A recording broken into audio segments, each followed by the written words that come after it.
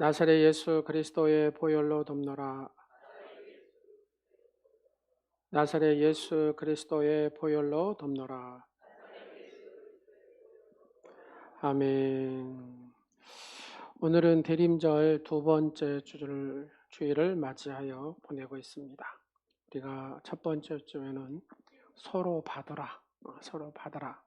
두 번째 주일 말씀은 회개는 복된 삶의 시발자입니다 라는 제목을 가지고 말씀을 전하도록 하겠습니다. 여러분, 아름다운 추억 하면은 어떤 추억이 있습니까? 추억이 아름다우면 여러분 머릿속에 계속해서 남아서 기억되잖아요. 그래서 제가 아름다운 추억이라는 시 한 편을 여러분한테 읽어드리면서 설교를 시작하려고 합니다. 이 세상에 나 혼자뿐 엉망인 애톨이라고 생각했을 때 너는 두 손을 꼭 잡아주며 우정이라는 약속을 지켜주었다. 친구야, 그땐 부모보다도 내가 더 고마웠지. 모든 것이 무너진 곳에 쓰러진 나를 일으켜 세웠지. 나의 고백을 들어주었고 하나하나 새롭게 시작해 주었다. 그때 내가 아니었다면 지금 나는 어떨까? 자꾸만 달아나고만 싶었던 그날, 나와 함께 한없이 걸어주며 내 가슴에 우정을 따뜻하게 수놓았지. 그날 너는 내 가슴에 날아온 천사였다. 나의 친구야. 아름다운 추억의 주인공은 바로 너였구나. 여러분, 아름다운 추억을 남을 만한 친구가 있으십니까? 예수님의 수제자 베드로가 어떻게 역사적인 인물이 되었습니까? 과거에 좋은 기억들이 많았기 때문입니다. 누구하고요? 예수님하고. 갈릴리 호수에서 예수님의 부름을 받던 때의 기억, 예수님을 따르던 체험했던 수많은 아름다운 기억, 바람과 바다를 꾸짖어 잠잠케 하고 그런 광경을 봤잖아요. 변화산에서 변화된 예수님의 모습들, 그런 것들을 기억하고, 그러다 보니까 베드로의 삶에 큰 힘이 아마 되었다는 얘기입니다. 또한 겟세마네 동산에서 기도하실 때 주님의 모습, 멀리서 바라본 십자가에 달린 그 예수님에 대한 기억, 그리고 디베라 바다에서 부활하신 예수님을 만났을 때의 기억들도 베드로의 삶이 힘들 때마다 큰 힘과 위로가 되었을 것입니다. 그처럼 좋은 일에 대한 회상은 큰 힘과 위로와 행복을 줍니다. 우리의 삶 가운데서 그렇지 않습니까? 좋은 이 추억들, 이 회상들이 지금 나에게 힘을 주고 다시 한번 힘을 낼 수 있는 그런 소망의 힘을 줍니다. 그처럼 좋은 일에 대한 회상은 우리에게 이렇게 큰 힘과 위로와 행복을 줍니다. 그래서 우리 아이들한테도 좋은 추억을 만들어주는 것이 귀하고, 부부와 안에서도 좋은 아름다운 추억을 만들어주는 것이 중요하다고 말합니다. 서로 추억을 쌓고 또 쌓을 때 정말로 힘들 때 그 추억들이 힘을 발휘하죠. 그런데 그런 회상보다도 더욱 힘과 위로와 행복을 주는 것이 있습니다. 그것은 과거의 제약된 삶을 버리고 새롭게 하나님의 뜻을 행하는 삶을 결단하는 바로 이 회개라는 것을 말하는 겁니다.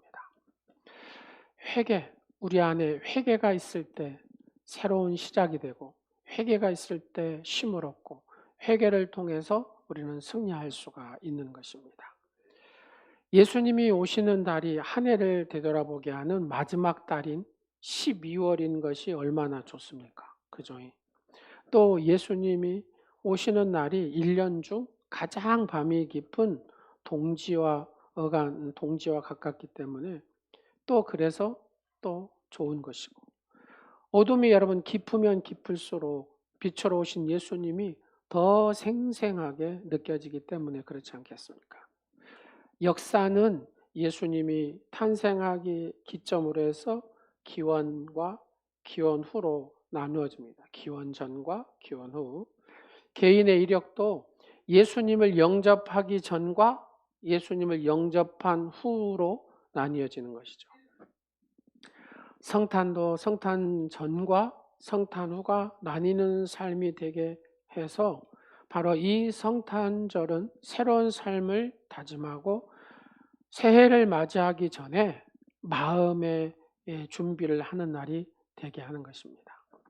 그래서 새로운 출발은 과거를 잘 승화시킬 때에 이루어지는 것이죠. 그처럼 과거를 잘 승화시키고 새로운 출발을 하는데 가장 중요한 것이 바로 뭐냐? 회개라는 겁니다. 오늘 대림절 두 번째 핵심은 회개입니다. 회개. 오늘 여러분 머릿속에 회개라는 단어를 딱 집어넣으시고 오늘 설교를 쭉 들으시면 되겠습니다. 회상을 해환이 아닌 회개로 승화시키고 새롭게 희망의 나라로 하나님의 뜻 안에서 찬란한 비전과 바로 꿈을 품고 달려나가는 삶처럼 복된 삶은 없을 것입니다. 그래서 성도에게 이 회개라는 단어를 빼버리면 어쩌요? 아무런 의미가 없습니다. 회개라는 단어를 빼버리면 승리할 수 없습니다. 회개라는 단어를 빼버리면 우리는 축복을 얘기할 수 없습니다. 그래서 우리가 대림절 두 번째 주를 맞이하면서 이 회개라는 단어를 우리가 내 마음속에 깊이 간직하자 그 말입니다. 대림절은 지난 1년을 회상하고 회개함으로 새로운 1년을 준비하는 절기로 삼아야 된다는 얘기입니다. 그래서 복된 삶의 시발점에는 항상 뭐가 있어요? 회개가 있다. 그런 얘기입니다. 자, 회개의 삶에는 5가지의 축복이 이어지는데 그러면 오늘 시편은 누구의 시냐? 다윗의 시다 그 말입니다. 그러면 다윗이 왜 이런 엄청난 축복의 인물, 하나님 앞에 존귀하게 쓰임받는 인물이 되었을까? 그 이유를 찾아보면은 회개의 중요성을 알고 회개의 삶에 탁월했던 인물이 다윗이었음을 알 수가 있거든요. 그래서 다윗의 시편에는 전부 다 뭐가 많이 들어있어요? 회개의 고백이 많이 나옵니다. 여러분 시편을 읽어보면 다윗의 시 뭐 나오잖아요. 거기에는 전부 다 다윗의 이 회개의 고백이 절절히 묻어 나옵니다. 오늘 본문 11절 말씀에도 다윗의 회개의 중요성을 알고 선하신 주의 이름으로 말미암아 자기의 큰 죄를 용서해 달라고 합니다. 다 같이 읽겠습니다. 시작. 여호와여 나의 죄악이 크오니 주의 이름으로 말미암아 사하소서. 그렇죠. 여호와여 나의 죄악이 크오니 여기서부터 시작이 되는 겁니다. 주의 이름으로 말미암아 사하소서. 그처럼 회개하면 어떤 축복이 따르는가? 첫 번째는 선택의 축복입니다. 선택의 축복. 12절 말씀을 보겠습니다. 시작. 여호와를 경외하는 자 누구냐? 그가 택할 길을 그에게 가르치시리로다. 그가 택할 길을 그에게 가르치시리로다. 회개는 단순히 죄를 지었다고 인정하고 반성하는 것만이 아닙니다. 회개의 보다 큰 의미는 내가 회개를 하고 그 다음에 나타나는 게 뭐냐면 여호와를 경외하는 삶의 회복이죠. 그렇잖아요. 우리가 하나님 앞에 회개하는 사람은 누구를? 여호와를 경외하는 삶, 하나님을 더 사랑하는 삶을 살게 된다는 것이죠.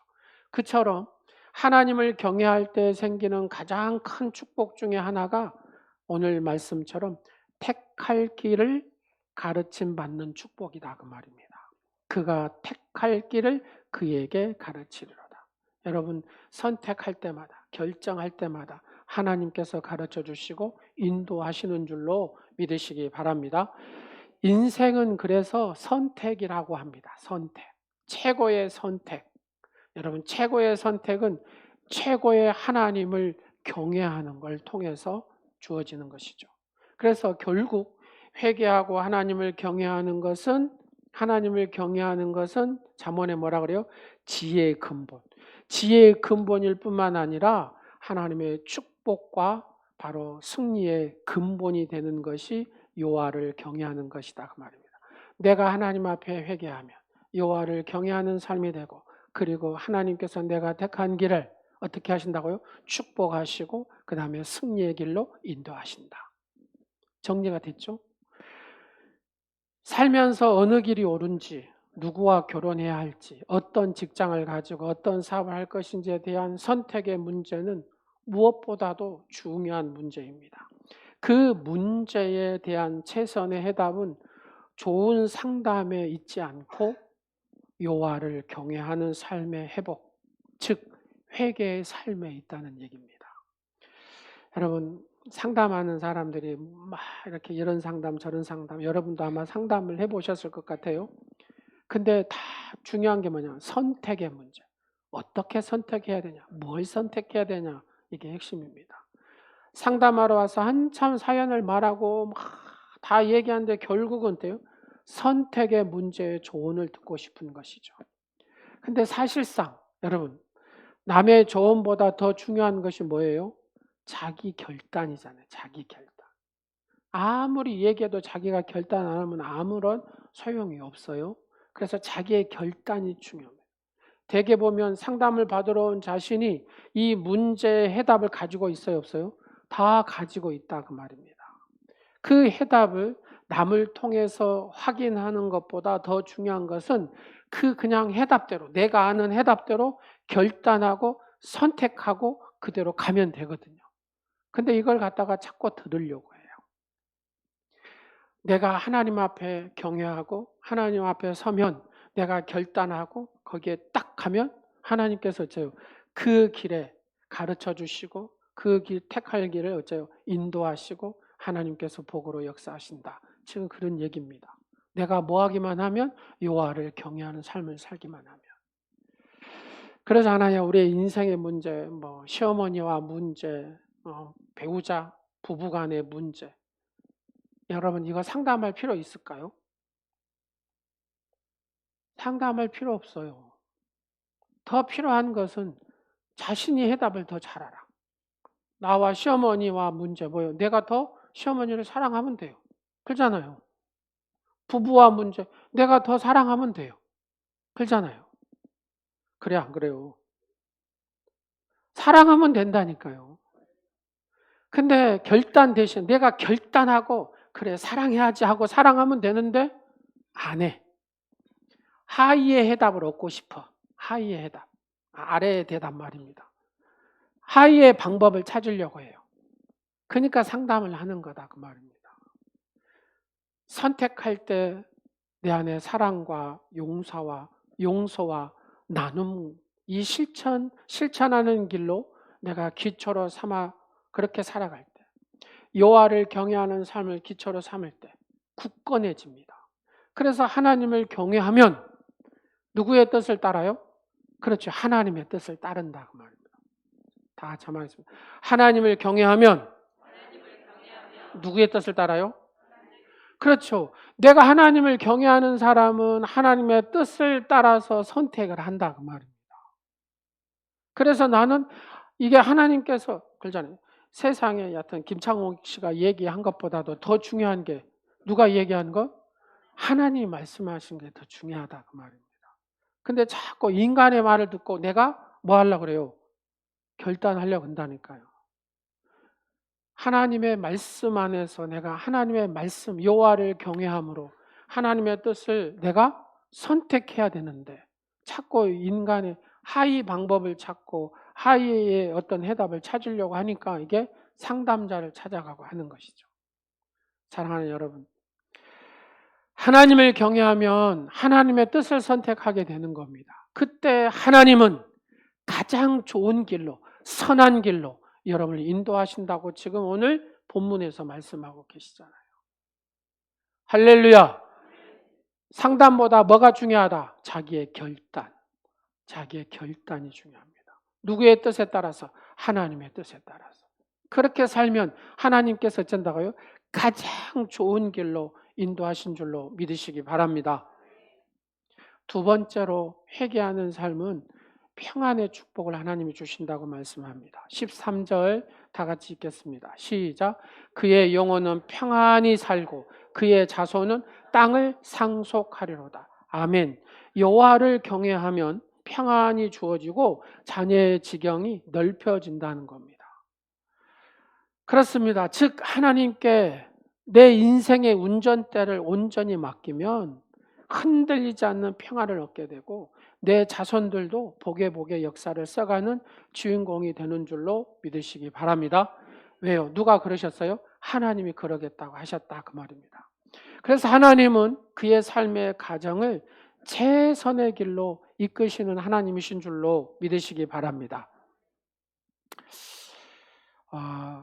제가 운전하면은요, 우리 딸이 잠을 잘 자요. 왜요? 아빠의 운전에 그냥 편안하다 그 말이죠. 아버지가 운전을 어떻게 하든 죽으면 죽으리라 뭐 그러죠. 그러니까 마음이 편하니까 그냥 편안히 잠을 잔다는. 사랑하는 여러분, 그 운전에 대한 나를 맡기니까 잠을 자지 안 맡기면 자겠어요? 여러분 다리에 근육 생겨버립니다. 안 맡기면. 왜요? 계속 브레이크를 밟고 있거든요. 예. 운전 좀 하신 분들은 옆에 운전하는데 불안하면 운전 잠 못 자요. 다리에 막 근육 경련이 일어나 버려요. 왜요? 계속 다리에 맡기지 못하면 그렇다고 말합니다. 제가 우리 아이들도 마찬가지고 제 짝꿍도 연수를 제가 해줬습니다. 네. 보통 남편들이 연수하면 싸만다고 안 한다 하잖아요. 근데 여기에 운전석에 앉아 있는 사람하고 조수석에 앉아 있는 사람 보는 각도와 시각이 다르기 때문에 불안할 수가 있거든요. 근데 박아불든지 뭐든 냅두고 그냥 격려해주면 되잖아요. 잘할 수 있다, 잘한다, 못해도 잘한다 하면 잘합니다. 그래서 연수를 안 싸우고 잘해줬습니다. 제가. 무슨 얘기냐, 여러분, 우리의 인생의 문제도 하나님, 우리의 인생의 운전대를 누구한테 맡겼어요? 여러분 누구한테 맡기셨어요? 그렇죠. 하나님 앞에 맡겼다가. 자, 옆 사람한테 물어보세요. 불안하십니까? 내가 하나님 앞에 못 맡기니까 불안하지. 그러잖아요. 내 인생을 하나님 앞에 운전대를 맡겼는데 왜 불안합니까? 불안할 수가 없죠. 그냥 잠을 깊이 자죠. 누구도 깨뜨릴 수 없는 깊은 평안이 임하게 됩니다. 우리의 인생의 운전대를 주님 앞에 맡기면. 그래서 믿음은 이 평안과 비례합니다. 더 나아가서 평안한 잠과도 비례하죠. 잠을 잘 못 자는 것은 조금 더 믿음의 훈련이 우리에게 필요하다는 얘기입니다. 사랑하는 여러분, 혹시 잠을 못 주무십니까? 내게 믿음의 훈련이 필요하구나 생각하시고 훈련을 해야 됩니다. 내 인생의 운전대 하나님 앞에 맡겼으면 진정으로 평안함이 그냥 임하게 되는 겁니다. 그 안에서 여러분 하나님의 평안의 축복을 이루는 여러분 되시기를 간절히 축원합니다. 다 같이 하겠습니다. 죽으면 죽으리라. 망하면 망하리라. 다 했어요. 죽으면 죽으리라. 망하면 망하리라. 그 다음이 중요해요. 하나님 안에서 될 대로 되라. 시작. 이게 빠지면 안 되겠잖아요. 죽으면 죽으리라. 망하면 망하리라. 근데 어디 안에서? 하나님 안에서 될 대로 되라. 이 믿음이 생겨야 된다는 겁니다. 죽거나 망하거나 하지 않고 오히려 하나님의 은혜 안에서 가장 멋진 인생의 작품으로 하나님이 여러분들을 세워 가실 줄로 믿습니다. 이 평안의 축복의 주인공이 되시기를 간절히 축원합니다. 여러분의 인생의 운전대는 누가 잡고 있어요? 하나님이. 할렐루야. 그렇습니다. 세 번째로 회개하는 삶은 하나님께서 우리에게 교제의 축복을, 하나님께서 우리에게 이 하나님과의 교제의 축복을 주셨다고 말해요. 14절을 다 같이 보겠습니다. 시작. 여호와의 친밀하심이 그를 경외하는 자들에게 있으며 그의 언약을 그들에게 보이시리로다. 아멘. 회개하고 하나님을 경외하는 마음을 가지면 하나님과 친밀한 교제가 이루어지고 결국 하나님의 약속이 우리의 삶 가운데 이루어지게 되는 것을 보게 될 줄로 믿습니다. 살다 보면은 여러분 가장 큰 두려움이 생길 때가 있잖아요. 한 번도 없어요? 있잖아요. 이 두려움이 이렇게 엄습하여 자, 여러분 옆 사람한테 물어보세요. 아마 선배님은 말을 잘해줄 겁니다. 옆 사람한테 큰 두려움이 찾아올 때 어떻게 극복하셨어요? 시작. 얼른 물어보세요. 대답을 들으셨습니까? 여러분, 두려움하고 내가 싸우면 이게 못 이겨요. 못 이겨요. 어떻게 이겨요? 못 이깁니다. 근데 이 두려움보다도 크고 강한 분하고 친해버리면 이깁니다. 그렇잖아요. 어마어마한 두려움이 내게 찾아와요. 근데 이 강한 두려움보다도 크신 분이 계세요. 그분이 누구라고요? 하나님. 내가 하나님하고 친해버리면 이 두려움이 사라져버립니다. 막 두렵고 떨고 막 이렇게 하다가 예수 그리스도 그 한마디에 두려움이 떠나버리는 사람들 내가 많이 봤거든요. 사랑하는 여러분, 큰 두려움이 계십니까? 두려움하고 막 싸우지 마세요. 그냥 이 두려움보다도 크신 그 하나님과 더 친하려고, 더 친해지려고, 더 간절히 그분을 붙드시기를 간절히 축원합니다. 그러면 최상의 나의 인생의 문제가 이 두려움이 해결함을 받습니다. 여러분, 작은 두려움이 왔어요. 작은 두려움이. 작은 두려움은 사람이 함께하면 두려움을 이길 수가 있거든요. 저희 고향에 저희 마을에서 배 타는 데까지 가면 산을 한 3개 정도 걸치고 이렇게 넘어가거든요. 근데 어렸을 때 이렇게 가면 혼자 이제 어떻게 하다가 그 배 타는 데서 이제 집으로 혼자 걸어오게 됐어요. 옆에서 붕붕 해서 가니 얼마나 무섭겠어요. 야, 달달달, 뭐 옆에서 막 귀에다 대고 뭐라고 한 것 같고. 근데 마치 그때 저희 형님이 저를 부르면서 장주야! 이렇게 하는 거예요. 그 순간에 두려움이 싹 가시는 거예요. 여러분, 혹시 화장실 어렸을 때 시골에 화장실 걸죠, 예, 걸죠. 화장실 딱 가는데 엄마 거기 있지? 그 한마디에 딱 해결이 됩니다. 그렇습니다. 작은 두려움은 함께 할 때, 부모와 함께 할 때, 친구와 함께 할 때, 가족과 함께 할 때 이기게 되는 줄로 믿으시기 바랍니다. 그러나 큰 두려움은 사람이 함께해도 해결돼야 한대요. 해결이 안 돼요. 그래서 오직 하나님과 친밀함으로만 해결되는 줄로 믿으시기 바랍니다. 결국 두려움을 이기는 최선의 길은 누구와 친밀하자? 그렇죠. 하나님과 친밀하면 됩니다. 하나님과 친밀해지려면 특히 자기의 사정을 그 하나님 앞에 잘 알아야 돼요. 잘 고백하면 돼요.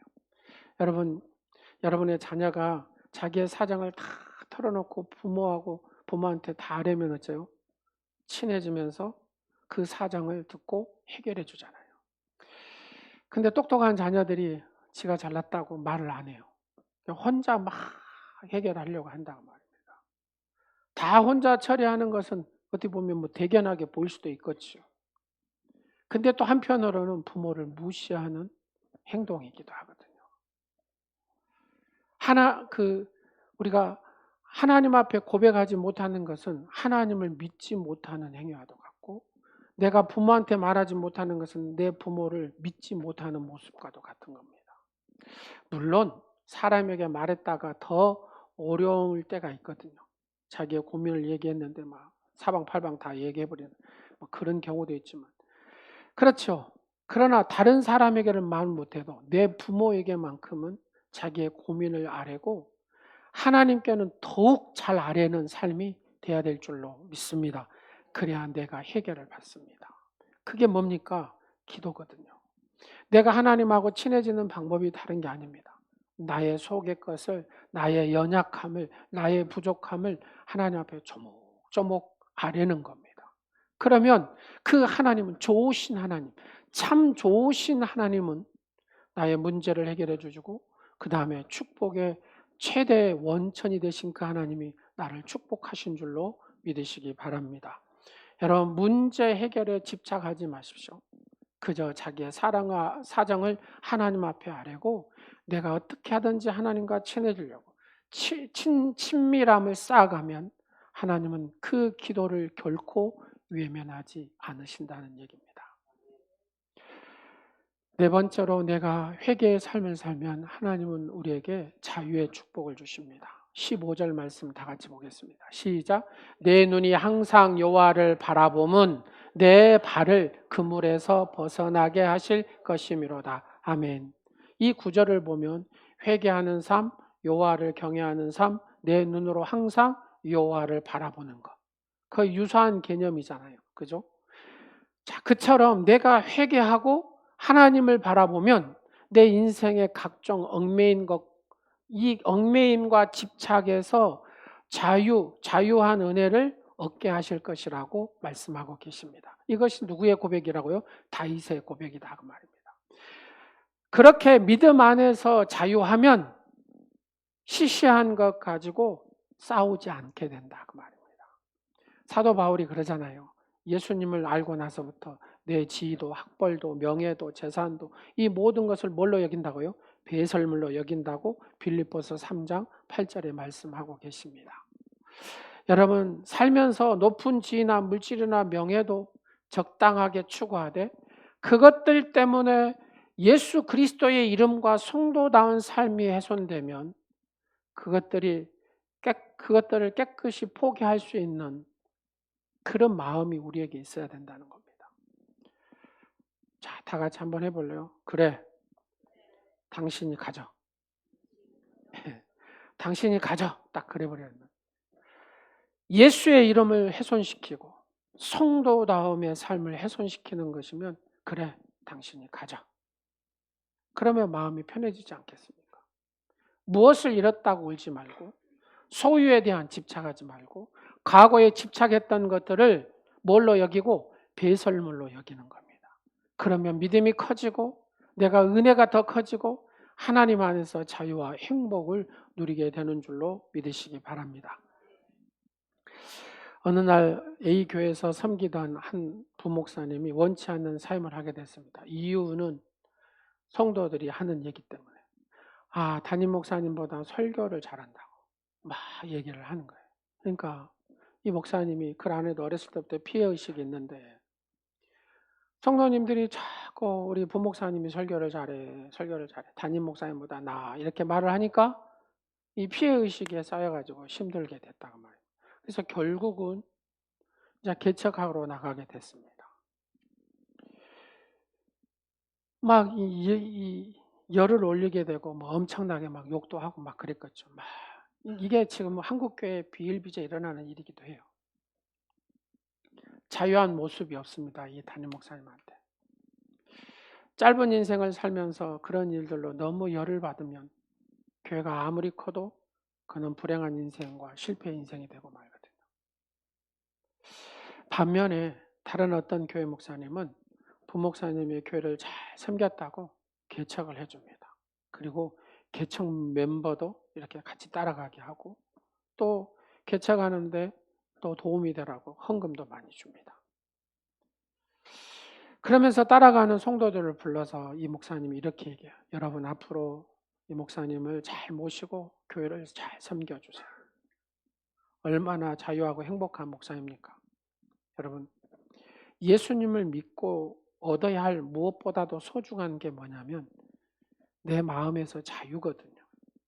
근데 목사님이 됐더라도 이걸 못하는 주의종들이 있어요. 또 이걸 잘하는 주의종들이 있습니다. 그러니까 포용하고 피해의식, 열등감에 이렇게 딱 쌓이면 이걸 못 하겠잖아요. 그러면 주의종만 그러냐? 여러분들도 한번 생각해 보세요. 자, 일단 손을 딱 얹어보세요. 나는 쪼잔한가? 나는 대범한가? 여러분 쪼잔해요? 대범해요? 예, 작은 거 하나에도 막 쪼잔해가지고 막. 또 한편으로 참 대범해서 사랑을 물 흐르듯이 쫙 흘려보내는. 한번 생각해 보십시오, 여러분. 내가 자유함을 못 누리면 나는 한없이 쪼잔해집니다. 근데 예수 안에서 자유함을 누리면 한없이 넉넉하고 베풀 줄 알고 이렇게 담대함으로 이렇게 잘 서갈 수 있는 사람이 됩니다. 우리가 예수 안에 사는 사람이잖아요. 예수 안에. 그죠? 예수 안에. 여러분 안에 어떤 상처가 있습니까? 어떤 쓴뿌리가 있습니까? 어떤 아픔이 있습니까? 주님 앞에 다 내어놓고 자유함을 누리시기를 간절히 축원합니다. 그 상처가, 그 아픔이 나를 쪼잔하게 만듭니다. 이 쪼잔하게 만든 것들을 쫓아내야 됩니다. 내가 예수 안에서 진정한 자유함을 얻고 주님의 선하심을 이루는 하나님의 위대한 일꾼들이 되시기를 간절히 축원합니다. 마지막으로 회개하는 삶은 기도의 축복을 누리게 됩니다.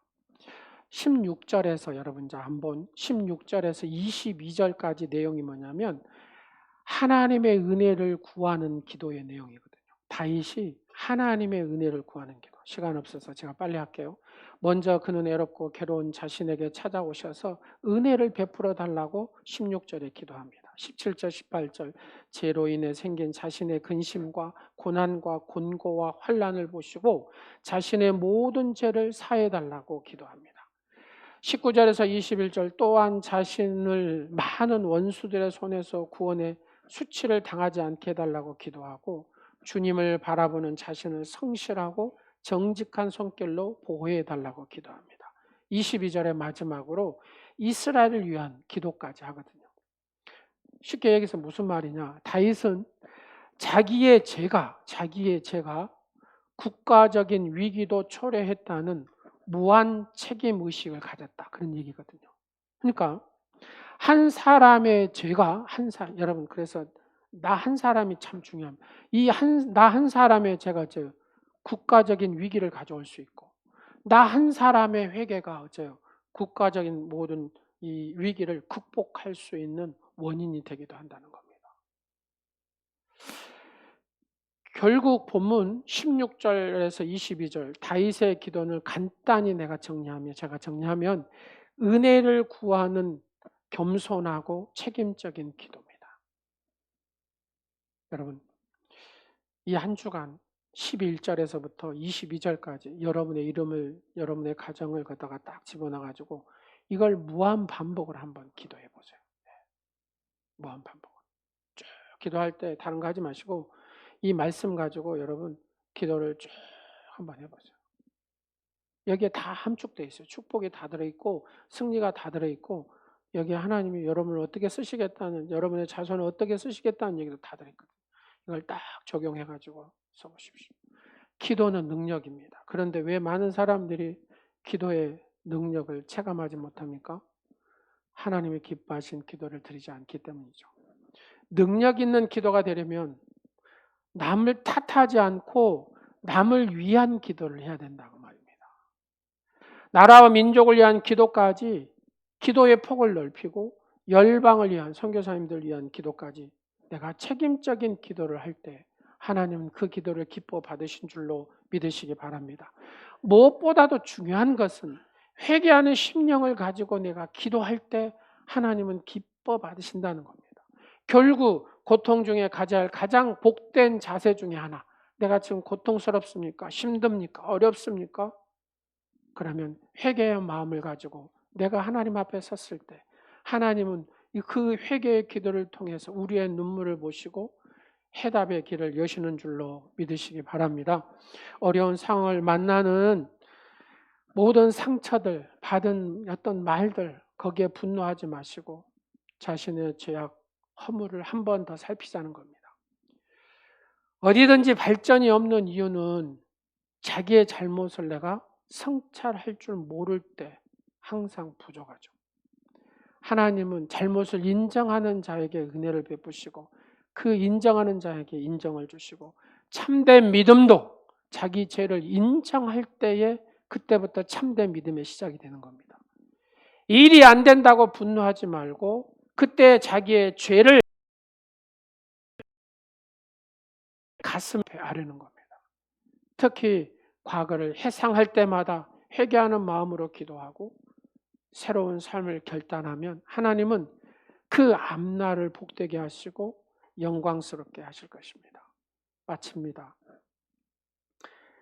우리는 피해의식을 가지게 되면 지혜의 안목이 안 생깁니다. 그래서 이 지혜의 안목이 생기도록 내 믿음을 키워야 되고 말씀의 은혜를 내가 늘 받아야 됩니다. 그렇지 않으면 이 아픈 상처가 나를 자꾸 이렇게 짓눌러 버리고 이 상처가 나를 일어나지 못하게 하거든요. 그래서 이 아픈 상처를 새살이 돋도록 예수의 빛이 온전히 비춰지도록 우리가 그렇게 살아갈 때 우리가 승리할 수가 있습니다. 사랑하는 여러분, 피해의식은 내 입에서 늘 뭐가 나오게 합니까? 불평이 나오게 하고 불만이 나오게 하고 그래갖고 체질화가 되고 그 언어를 통해서 자기를 망치게 하고 결국은 망하게 합니다. 내 입에서 불평이 나오려고 할 때 침묵의 침묵을 해야 된다는 거예요. 내 안에서 불평이 나오려고 할 때 기도의 모드로 돌아가야 된다고 말입니다. 이게 훈련이 쌓아져야 내 탓으로 돌리는 마음보다 네가 내게 덕을 세워서 내 덕으로 돌리는 마음이 키워지고 미운 일을 깨끗이 잊고 미운 사람을 깨끗이 용서할 수 있는 그 마음이 생기기 시작하고 그래서 눈빛이 사탄의 빛이 아니고 여러분 보셨어요? 화난 사람 눈? 딱 사탄의 빛이잖아요. 근데 예수의 빛으로 바뀌는 겁니다. 눈빛이요. 자, 옆 사람을 보세요. 예수의 빛으로 바뀐 순간입니다. 예. 중요한 것은 내가 회개함으로 섰을 때 내 눈빛이 이 예수님의 빛으로 바뀌게 된다는 거예요. 회개를 통해 예수님과 친밀해지면 여러분 오물 냄새 나는 이 세상이 백합화의 냄새가 풍기게 되는 줄로 믿으시기 바랍니다. 피해를 당하고 상처를 입어도 그때 자기를 내가 성찰하고 회개하면 더욱 예수님을 붙잡게 되면 반드시 그 길에서 승리하게 되는 줄로 믿으시기 바랍니다. 예수님 오심을 예비하는 절기인 우리가 대림절, 자기 성찰을 통해서 회개의 마음을 가지고 새롭게 주님의 뜻과 꿈과 비전을 따라 살겠다고 결단하는 절기가 지금 대림절이라 그 말입니다. 항상 여러분 오늘 다윗처럼 오늘 이 말씀 붙들고 회개하는 삶에 탁월해져서 그죠? 이 회개하는 삶이 탁월해지면 그 사람은 어떤 복을 받는다고요? 선택의 복, 그 다음에 뭔 복? 평안의 축복, 뭔 복? 교제의 축복, 그 다음에 자유의 축복, 그 다음에 기도의 축복을 얻게 됩니다. 이 복의 주인공들이 되시기를 간절히 축원합니다. 기도하겠습니다. 좋으신 아버지 하나님 감사합니다. 우리를 하나님의 거룩한 자녀로 삼으시고 회개의 열매를 주셔서 회개의 삶을 살도록 하신 주님, 사랑하는 오늘 예배하는 성도들이 대림절 두 번째 주를 보내며 진정으로 하나님 앞에 회개한 마음으로 서서 다윗처럼 회개하는 삶이 탁월해져서 선택의 축복, 평안의 축복, 교제의 축복, 자유의 축복, 기도의 축복을 얻어 누리는 복된 성도들이 되게 하옵소서. 예수님의 이름으로 기도드립니다. 아멘.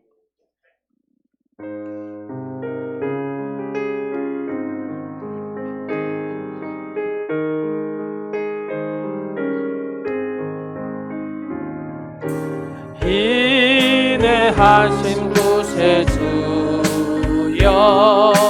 내가 비오니 죄인오라 하실 때에 날 부르소서. 주여 주여 주여 내가 비오니 죄인오라 하실 때에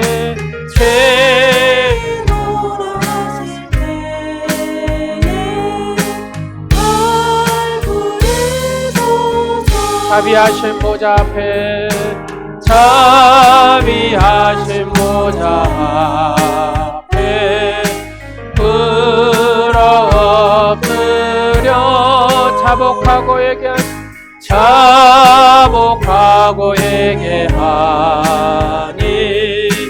믿음 주소서. 주여 주여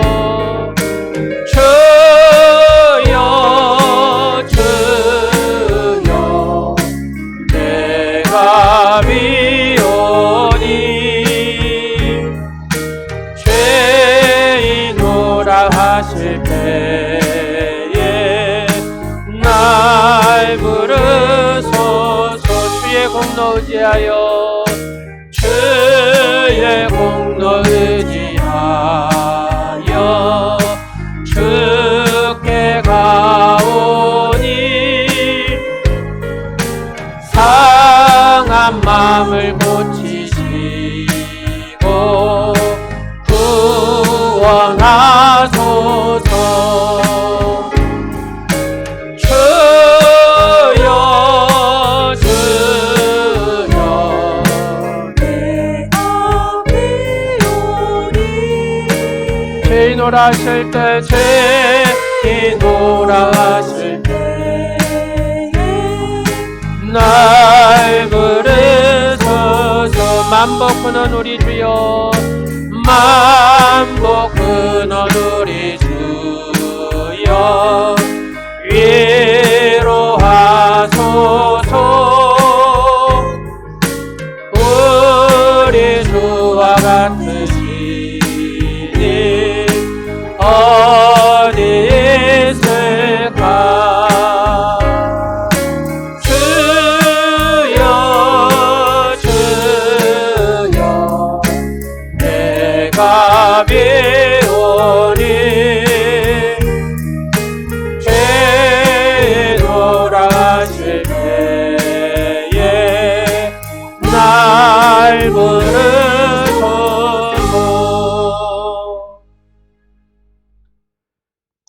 회개의 복을 우리에게 허락하셔서 복된 삶의 복된 주인공의 삶이 되게 하옵소서.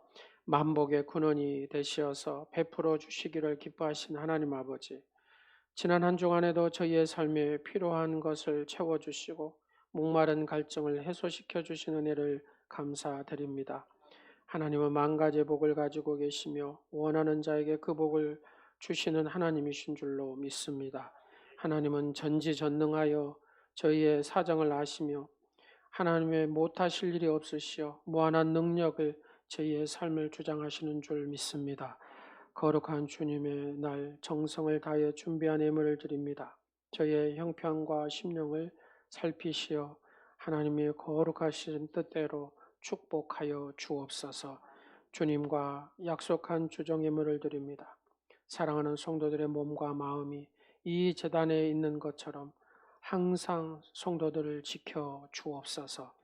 11조 예물을 드리오니 약속하신 대로 사랑하는 성도의 곳간에 복을 쌓을 것이 없도록 채워 주시옵소서. 감사 예물을 드리는 복된 성도들의 삶에 일평생 살아가는 동안에 감사가 끊어지지 않게 하시고 하나님의 감사함으로 하나님께 영광 올려드리는 복된 삶이 되게 하옵소서. 생일 예물을 드리는 자의 영혼이 잘되게 하시고 몸도 건강해 하시고 새해 이 시간까지 지켜 주옵소서. 소원 예물을 드리는 성도의 소원을 이루어 주시고 영광 받으시옵소서. 이 예물이 하나님 보좌에 상달될 때에 드린 자들의 모든 소원도 응답하게 하옵소서. 드리지 못한 사랑하는 성도들도 기억하여 주시고 하나님 복된 성도로 또 하나님의 믿음의 주인공으로 세워 주옵소서.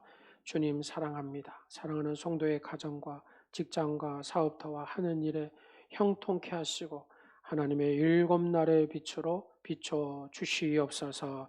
예수 그리스도의 이름으로 축복하오며 지금은 온 인류의 창조자이시며 모든 만물의 주인 되시는 거룩하신 성부 하나님의 만극하신 은혜와 거룩한 말씀으로 우리의 삶 속에 영존하시는 성자 예수 그리스도의 한량없는 사랑과 능력이 되셔서 우리를 깨닫게 하시며 감동하시고 감찰하시는 성령님의 역사하심이 하나님 앞에 대림절 둘째 주를 보내며 회개의 삶, 그리하여 여호와를 경외하는 삶, 그리고 하나님의 복되고 승리케 하시는 그 은혜를 얻는 복된 성도들이 되기를 간절히 축원하옵나이다. 아멘.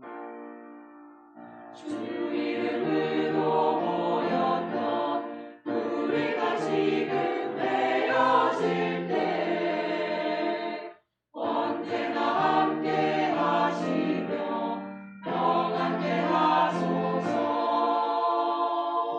하나님께 영광의 박수 드리겠습니다.